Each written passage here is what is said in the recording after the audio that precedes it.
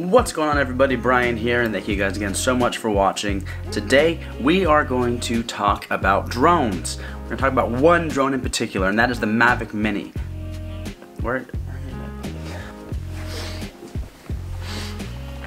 Here it is.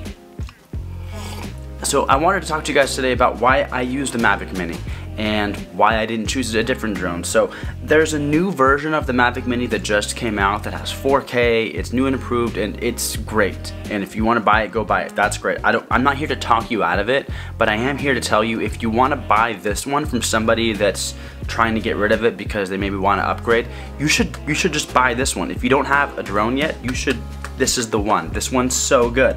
For starters, I don't have a lot of money. Maybe you guys can relate. So the Mavic Mini it's a cheaper drone, and it's especially going to be cheaper now that the new one came out. So this one right now runs you for about $359 at Best Buy or the DJI store. But I got mine for $300 on OfferUp, which is an app where people can sell their used gear, kind of like Craigslist. If I were to try to buy it today, I would probably try to get it for around $250, $260. And a lot of people are probably selling it now because some people might be trying to upgrade. So one of the reasons I bought it was the price was right, but that's not the only reason. It also had to match up with the camera that I use, which is the Canon EOS R. So I needed something that shot in at least 1080p because I don't shoot in 4K.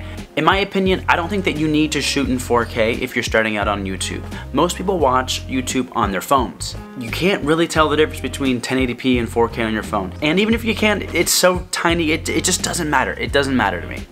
That's just me. If you need 4K, then yeah, don't get this drone. Buy the 4K one. And another reason why I'm really happy that I have the Mavic Mini is because it's my first drone. I might crash it.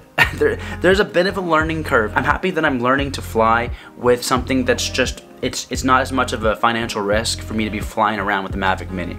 So that's just my opinion. Let me guys know in the comments, what do you think? Do you think this drone is still good enough in 2020 going into 2021, or do you think you need 4K? Do you need that 4K? Do ya? Let me know in the comments. With that being said, I'm gonna have some more coffee.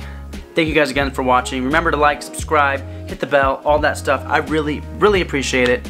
And until next time, I'm gonna drink more coffee.